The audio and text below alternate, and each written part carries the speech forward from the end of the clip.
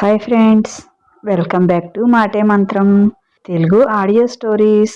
అందరికీ నమస్కారం అండి. ఈరోజు మనం చదువుకోబోయే కథ వసుంధర పరిణయం 6వ భాగం.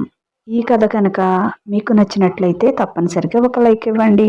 అలాగే ఈ కథ పైన మీ అమూల్యమైన అభిప్రాయాన్ని ఓ చిన్న కామెంట్ రూపంలో తెలియచేయండి. మన మాటే మంత్రం ఛానల్ని సబ్స్క్రైబ్ చేసుకోండి. మీకు తెలిసిన వారికి షేర్ చేయండి. ఇక కథలోకి వెళ్దామా? వసుంధర పరిణయం 6వ భాగం. సౌందర్య చెప్పిన మాటలతో వసు ఆలోచనలో పడుతుంది. తన మనసు మార్చుకుంటుంది. అయ్యిందేదో అయ్యింది. తన తండ్రి తను మంచి కోసమే కదా చేసేది అని అర్థం చేసుకుంటుంది. అలాగే మనో ప్రేమని కూడా అర్థం చేసుకుంటుంది. అందరితో మంచిగా ఉండాలని నిర్ణయించుకుంటుంది. మనో కుటుంబం అంతా హైదరాబాద్ నుంచి మనో వసుల రిసెప్షన్ కోసం విజయవాడ వస్తారు. అక్కడ వసు మునుపటిలా అందరితో కలిసిమెలిసి అల్లరి చేయటం, సంతోషంగా ఉండటంతో అందరూ ఊపిరి పీల్చుకుంటారు. అమ్మయ్య, మా అమ్మాయికి కోపం పోయింది అని అందరి భోజనాలు అయ్యాక కాసేపు రెస్ట్ తీసుకోమని వాళ్ళని రూమ్స్కి పంపించారు. వసు మనోని నీ రూమ్లోకి తీసుకెళ్ళు, కాసేపు రెస్ట్ తీసుకుంటాడు అని చెప్పింది సుజాత. ఓసారి సీరియస్గా మనోని చూసి పైకి నడిచింది. బిత్తరపోయాడు మనో. ఇదేంటి, ఇంతవరకు బాగానే ఉంది కదా, ఇప్పుడేమైంది అనుకుంటూ వసు వెనకే నడిచాడు.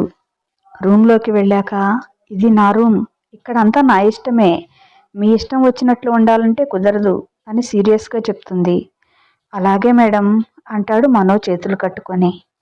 నా దగ్గర ఈ ఓవర్ యాక్షన్ పనికిరాదు అంది ఇంకా సీరియస్గా. ఎంత యాక్షన్ చేయాలో ఎలా ఉండాలో మీరు చెప్తే అలాగే ఉంటాను మేడం అన్నాడు ఇంకాస్త వంగిపోయి. మనో అలా కామెడీ చేస్తుంటే నవ్వు ఆగటం లేదు వసుకి. అయినా నవ్వుని పెదాల మధ్య బిగబట్టి సీరియస్నెస్ నటిస్తుంది. హే మిస్టర్, నీ మీద నా కోపం ఏమీ తగ్గలేదు. ఈ పెళ్లి జరగటానికి అసలు కారణం నువ్వే కనుక నా కోపం అందరి మీద ఎందుకు చూపించాలి అని అందరితో బాగుంటున్నాను, అంతేకాని నీ మీద నాకేం కోపం తగ్గలేదు అంది సీరియస్గా. అవునా మేడం, ఏం చేస్తే నా మీద కోపం తగ్గుతుంది? ఇలా చేతులు పట్టుకొని సారీ చెప్పనా, ఇలా గడ్డం పట్టుకొని బతిమాలనా, ఇలా బుగ్గలు పట్టుకొని కూల్చేయినా అంటుంటే సిగ్గుల మొగ్గయ్యింది. మనో తనని అలా తాకుతూ ఉంటే ఆమె ఒళ్ళు జల్లుమంది. ఇలా నడుం పట్టుకొని ఇలా దగ్గరికి తీసుకొని ఇలా ముద్దు పెట్టి అంటుంటే మనోని మంచం మీదకి నెట్టి బయటికి పరిగెత్తింది. వెనక నుంచి మనో, ఏ వసు రా, సారీ చెప్తాను అంటున్నాడు. నాకేం వద్దు అంటూ బయటికి పరిగెత్తింది. కిందికి వచ్చి సోఫాలో కూలబడింది. గుండె దడదడా కొట్టుకుంటుంది. అమ్మో, కొంచెం ఆగితే ముద్దు పెట్టేసేవాడే అనుకుంది. అవును, నేనెందుకు అంత భయపడుతున్నాను? మనోని భయపెడదాం, ఏడిపిద్దాం అనుకొని నేనే అతనికి భయపడుతున్నాను. ఛీ, ఏంటి వసు ఇది, ఇలా తయారయ్యావు? నీ మొగుడిగా, పెడితే ముద్దు పెడతాడు, ఏమైందని? ఎందుకు అలా పరిగెత్తాను? ఎందుకో చాలా కంగారుగా అనిపించింది అనుకుంది మనసులోనే. బాబోయ్, ఇంకా ఒక్కదాన్నే అతని దగ్గరికి వెళ్ళకూడదు అనుకుంది. అంతలో గిరిజ అక్కడికి వచ్చి, ఏంటే అలా ఉన్నావు, ఏంటి ఆ చెమటలు అంది. కాసేపు రెస్ట్ తీసుకోమన్నాగా, మళ్ళీ ఎందుకు ఇక్కడ వచ్చి కూర్చున్నావు అంది. అది అత్త, అది అంటూ నసుగుతుంది. ఏంటి నసుగుడు, వెళ్ళు కాసేపు పడుకోపో, మళ్ళీ సాయంత్రం రిసెప్షన్లో ఫేస్ డల్గా ఉంటుంది. ఈరోజు ఫస్ట్ నైట్ కూడా, ఇంకా రాత్రికి మీ ఆయన నిద్రపోనిస్తాడో లేదో అని హాస్యమాడింది. ఛీ, పో అత్త, ఏం మాటలవి అంటూ సిగ్గుపడింది. ఏంటే కొత్తగా సిగ్గుపడుతున్నావు, ఇదెక్కడ నేర్చుకున్నావు, నీకు అస్సలు సూట్ కాలేదే అని నవ్వింది గిరిజ. సరేలే, ఇక్కడుంటే నువ్వు ఇలాగే మాట్లాడతావు, తాళం ఇవ్వు, నేను మీ ఇంటికి వెళ్ళి పడుకుంటాను. సౌమ్య రావే అంది. మళ్ళీ మధ్యలో అదెందుకే, దానికి ఇక్కడ పని ఉందిలే. ఇంకా అక్కడికెందుకు, ఇక్కడే పడుకోవచ్చుగా నీ రూమ్లో. అబ్బాయికి కూడా కొత్త కదా, సరదాగా మాట్లాడుకుంటూ పడుకుంటే బోర్ కొట్టకుండా ఉంటుంది అంది గిరిజ. అక్కడ మాట్లాడుకోవటాలు ఏమీ లేవు తల్లి. ఇక్కడే పడుకుంటే రాత్రి దాకా అవసరం లేదు. ఇప్పుడే ఫస్ట్ నైట్ అయిపోయేటట్లుంది అనుకుంది వసు మనసులో. ఊహు, నాకు నిద్ర వస్తుంది, నేను మీ ఇంటికే వెళ్తాను అని తాళం తీసుకుని వెళ్ళిపోయింది. గిరిజ వాళ్ళిళ్ళు కూడా దానికి ఆనుకునే ఒకటే పెద్ద స్థలం కొని దానిలో పక్కపక్కనే ఒకే మోడల్తో ఇల్లు వేసుకున్నారు నరేందర్ బాలాజీలు. అక్కడికి వెళ్ళి పడుకుంటే కానీ, అక్కడికి వెళ్ళి పడుకుందే కానీ నిద్ర పడితేనా? కళ్ళు మూసుకుంటే మనోనే గుర్తుకు వస్తున్నాడు. అనవసరంగా వచ్చాను కానీ అత్త అన్నట్లు అక్కడే తనతో మాట్లాడుతూ ఉంటే బాగుండేది. ఇద్దరికీ కొత్త కూడా పోయేది. ఇద్దరి మధ్య అండర్స్టాండింగ్ ఏర్పడేది. అనవసరంగా వచ్చాను అనుకుంది. ఇప్పుడు వెళ్దామా అనుకుంది. అలా వెళ్ళటానికి మొహమాటం, సిగ్గు అడ్డుపడ్డాయి. పర్లేదులే, ఈ కాసేపేగా. తన తొందరపాటుతో ఎప్పుడూ ఇలానే చేస్తుంది, తర్వాత బాధపడుతుంది. సరే, ఇప్పటికైపోయింది, ఇంకా ఎప్పటికీ మనోని వదిలి రాకూడదు అనుకుంది. అసలు మనో ఎంత అందంగా ఉంటాడు. అతని గొంతులో మార్ధవం, కళ్ళల్లో కనిపించే ప్రేమ ఎవరినైనా సరే కట్టిపడేస్తుంది. కోపంతో ఎంత దూరంగా ఉందామన్నా ఉండలేకపోతున్నాను. ఏమిటో ఈ వింత అనుకుంది. అలా మనో గురించి ఆలోచిస్తూ నిద్రలోకి జారుకుంది. సాయంత్రం 4:30 అవుతుండగా సౌమ్య వచ్చి లేపింది. హేయ్ పెళ్లి కూతురా, ఎంతసేపు నిద్రపోతావు? ఏంటే ఈ మొద్దు నిద్ర? లే అంటూ లేపుతుంది. అబ్బా, కాసేపు పడుకోనివే అంది వసు. ఇంకా పడుకుంటే రిసెప్షన్కి ఎప్పుడు రెడీ అవుతావే? లేలే, అత్త లేపమంది నిన్ను అంటూ బలవంతాన లేపింది. ఇంకా నువ్వు అక్కడికి వద్దంట్లే, ఇక్కడే రెడీ అవ్వమంది. బ్యూటీషియన్ కూడా ఇక్కడికే వచ్చింది. ఇంకా లేచి టిఫిన్ తిని స్నానం చేస్తే తను నిన్ను కూడా రెడీ చేస్తుంది అంటూ లేపి కూర్చోబెట్టింది. లేవే బాబు, ఫస్ట్ నువ్వు రెడీ అయితే తర్వాత నేను స్వీటీ కూడా రెడీ కావాలి అంది. అంత కక్కుర్తెందుకే, ఇంకొక బ్యూటీషియన్ని పిలవచ్చుగా అంటూ ఆవులిస్తూ లేచి కూర్చుంది. సర్లేవే, ఫస్ట్ ఈ పకోడీ తిను, కాఫీ తెస్తాను, తాగి స్నానం చేసిరా అంది. నువ్వెక్కడే బాబు, నన్ను అత్తలా తగులుకున్నావు అని నాలుగు ఖర్చుకుంది అప్పుడే వస్తున్న స్వీటీని చూసి. ఏంటి వదినా, మా అమ్మ నిన్ను అంతగా వేధిస్తుందా? ఎప్పుడమ్మా అంది. ఏదో అలా అన్నాను, కానీ మా అత్తయ్య గారు దేవత, మా ఆడపడుచు ఏంజల్ అని కాకా పట్టింది. చాలులే, కాకా పట్టిన వరకు అంటూ బొంగమూతి పెట్టింది. నువ్వలా బొంగమూతి పెట్టకు తల్లి, అసలే అర్ధమొగుడి పోస్టులో ఉన్నావు. నువ్వు అలిగితే ఇంకేమైనా ఉందా? ప్లీజ్ ప్లీజ్ చిట్టి తల్లి, సారీ అని బతిమలాడింది. ఫోన్లే, ఈసారి వదిలేస్తున్నాను. ఇంక లేచి నువ్వు త్వరగా రెడీ అయితే మేము కూడా మేకప్ చేయించుకుంటాము అంది. సరే అని వసు టిఫిన్ తినేసి వెళ్ళి స్నానం చేసి వచ్చింది. వరుసగా ఒక్కొక్కరికి మేకప్ వేసింది బ్యూటీషియన్. 7 గంటలు అవుతుండగా అందరూ రిసెప్షన్ జరిగే కన్వెన్షన్ సెంటర్కి బయలుదేరారు. వసుని, మనోని ఒక కారులో పంపించారు. అందరూ ఒక్కో ఫ్యామిలీ తల ఒక కారులో బయలుదేరారు.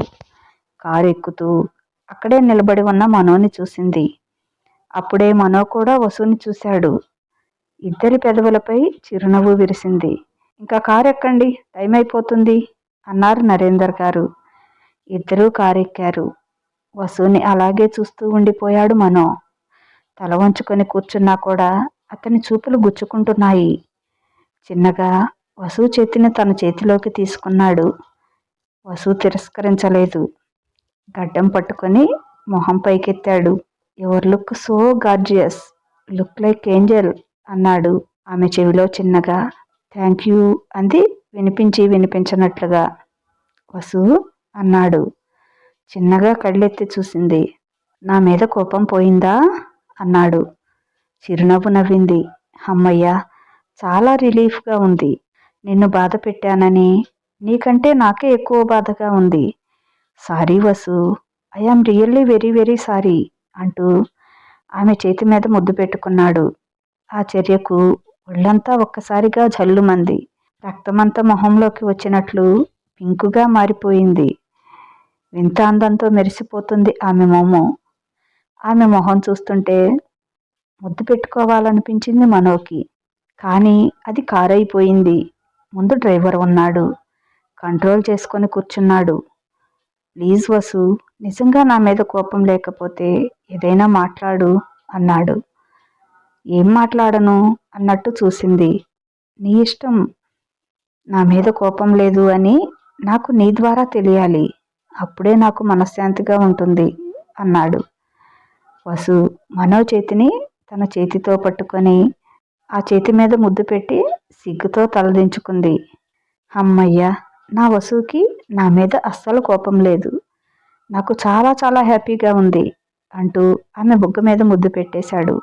అది కారు అనే సంగతి మర్చిపోయి డ్రైవర్ ఉన్నాడు అన్నట్లు సైగ చేసింది వసు. సారీ, నా సంతోషాన్ని ఎలా చూపించాలో నాకు అర్థం కాలేదు.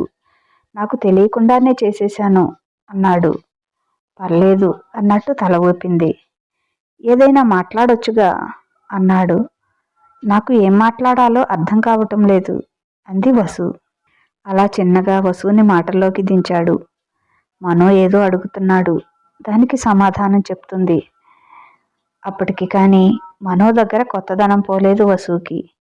మంచి ఫ్రెండ్స్లా చక్కగా కలిసిపోయి మాట్లాడుకుంటున్నారు. థ్యాంక్ గాడ్, వసు మామూలుగా అయిపోయింది. ఎన్నాళ్ళు బాధపడుతుందో, తనని ఎన్నాళ్ళు ఏడిపిస్తుందో అనుకున్నాను. కానీ త్వరగానే సెట్ అయ్యింది. ఆ భగవంతుడు వదిన రూపంలో సహాయం చేశాడు. ఈ క్రెడిట్ అంతా వదినదే. వసుని ఇంత తొందరగా మార్చినందుకు వదినకి పెద్ద గిఫ్ట్ ఇవ్వాలి అనుకున్నాడు. సౌందర్యకి మనసులోనే థ్యాంక్స్ చెప్పుకున్నాడు. అంతలో రిసెప్షన్ జరిగే కన్వెన్షన్ సెంటర్ వచ్చింది. అక్కడే ఉన్న దిలీప్ ఎదురు వచ్చాడు. డ్రైవర్ దిగి డోర్ తెరిచాడు. ఇద్దరూ కారు దిగి చెయ్యి పట్టుకొని రిసెప్షన్ హాల్లోకి వెళ్ళారు.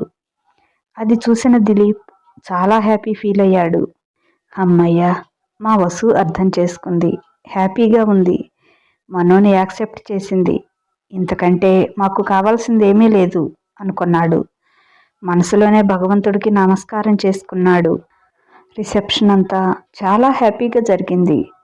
మనో వసు ఇద్దరూ చక్కగా మాట్లాడుకుంటూ నవ్వుకుంటూ వచ్చిన బంధువులందరినీ మనోకి పరిచయం చేస్తూ చాలా హ్యాపీగా ఉంది. మనో బంధువులని ఫ్రెండ్స్ని అతను కూడా వసుకి పరిచయం చేస్తున్నాడు. అది చూసి నరేంద్ర సుజాత కళ్ళల్లో నీళ్లు తిరిగాయి సంతోషంతో. మనో ఫ్యామిలీ కూడా చాలా సంతోషపడ్డారు. వసు పెళ్లిలోలా మూడీగా ఉండకుండా చక్కగా ఎంజాయ్ చేస్తున్నందుకు. పోనీలే, నిన్న ఆ అమ్మాయిని చూసి ఈ పిల్లకి చెప్పకుండా పెళ్లి కుదుర్చుకొని తొందరపడ్డామేమో అని గిల్టీగా అనిపించింది తాము అలా చేసినందుకు. కానీ అలా ఏం కాదు, తనిప్పుడు హ్యాపీగానే ఉంది అని తేలిగ్గా ఊపిరి పీల్చుకున్నారు. అలా రిసెప్షన్ అంతా చాలా హ్యాపీగా జాలీగా జరిగింది. వచ్చిన బంధువులంతా వెళ్ళిపోయారు. ఇక 2 ఫ్యామిలీస్ మాత్రమే మిగిలిపోయారు. అందరూ చాలా సంతోషంగా భోజనాలు చేశారు. టైం చూస్తే అప్పటికే 11 దాటింది. ఇంటికి వెళ్ళేటప్పటికి 12 అవుతుంది. ఇంకా ఈరోజు ఫస్ట్ నైట్ ఆపేద్దాం, రేపు పెట్టుకుందాం అనుకున్నారు. ఇంటికి వెళ్ళి అందరూ ఎవరికి ఇచ్చిన రూముల్లోకి వాళ్ళు వెళ్ళారు. మనోని, దిలీప్ని, సౌమ్య వాళ్ళ ఇంటికి వెళ్ళమన్నారు పడుకోవటానికి. వాళ్లతో పాటు గౌతమ్ కూడా వెళ్ళాడు. ఇంకా నరేందర్, బాలాజీ కూడా అక్కడికే వెళ్తాం అంటే మేం కూడా వస్తాం అంటూ మనో నాన్న, పెదనాన్న కూడా బయలుదేరారు. మగవాళ్ళంతా బాలాజీ ఇంటికి వెళ్ళిపోయారు. ఆడవాళ్ళంతా వసు ఇంట్లోనే మిగిలిపోయారు. మనోకి, వసుకి మాత్రం చాలా డిసప్పాయింట్గా అనిపించింది. ఇద్దరికి ఇంకా చాలా మాట్లాడుకోవాలని, ఒక దగ్గరే ఉండాలని అనిపిస్తుంది. కానీ చెరొక ఇంట్లోకి డివైడ్ చేశారు. ఈ పెద్దవాళ్ళు ఇంతే, అంతా వాళ్ళ ఇష్టమే అనుకున్నాడు మనోజ్. వసు ఫీలింగ్ కూడా అలాగే ఉంది. గిరిజ వాళ్ళందరికీ వాటర్ పెట్టడానికని వెళ్తుంటే మేం వెళ్ళి పెట్టొస్తాంలే అత్త అంది వసు. నా బంగారు తల్లివే, వెళ్ళి పెట్టిరండమ్మా, కాళ్ళు గుంజుకుపోతున్నాయి, అడుగు వేయాలన్నా కష్టంగా ఉంది, తప్పక తిరగటమే అంది. వసు, సౌమ్య కలిసి వాటర్ పెట్టడానికని వెళ్ళారు. పెద్దవాళ్ళు కింద బెడ్రూమ్స్లో ఉన్నారు. వసు బాటిల్స్లో వాటర్ పడుతుంటే సౌమ్య తీసుకువెళ్ళి వాటిని రూమ్లో పెడుతుంది. గౌతమ్, దిలీప్, మనోజ్ మాత్రం పైన బెడ్రూమ్స్కి వెళ్ళారు. కింద పెట్టేసి ఇద్దరూ కలిసి వాటర్ బాటిల్స్ తీసుకొని పైకి వెళ్ళారు. దిలీప్, గౌతమ్ హాల్లోనే కూర్చొని మాట్లాడుకుంటున్నారు. మనోజ్ ఫ్రెష్ అయ్యి బట్టలు మార్చుకొని వస్తానని రూమ్కి వెళ్ళాడు. నువ్వు వెళ్ళి అన్నయ్య రూమ్లో వాటర్ పెట్టిరా, నేను ఇక్కడే వీళ్ళతో మాట్లాడుతూ ఉంటాను అంటూ కన్ను గీటింది సౌమ్య. పోవే అంటూ వాటర్ బాటిల్ తీసుకొని మనో రూమ్లోకి వెళ్ళింది వసు. మనో అప్పుడే స్నానం చేసి వచ్చి షార్ట్ వేసుకున్నాడు. ఇంకా షర్ట్ వేసుకోలేదు. మనో 6 ప్యాక్ బాడీని అలా చూస్తూ వావ్ అనుకుంది. సినిమా హీరోలాగే ఉన్నాడు అనుకుంటూ అప్పుడే సిగ్గు గుర్తుకు వచ్చి టక్కున వెనక్కి తిరిగింది. మనో అలాగే వసు దగ్గరికి వచ్చి, హలో మేడం, నేను నీ మొగుడునే, చూస్తే తప్పేం లేదు, వెనక్కి తిరగాల్సిన అవసరం లేదు అంటూ వసు భుజాలు పట్టుకొని ఇటు తిప్పాడు. ఏంటిలా వచ్చావు అన్నాడు. మనో అలా అంత దగ్గరగా ఉండటంతో వసుకి కంగారుగా అనిపించింది. మాటలు రావటం లేదు. వా వా వాటర్ అంది తడబడుతూ. ఇప్పటి వరకు అతను దగ్గరగా ఉంటే బాగుండు అనిపించింది. అతని దగ్గరకు వస్తే ఇప్పుడేమో కంగారుగా అనిపిస్తుంది.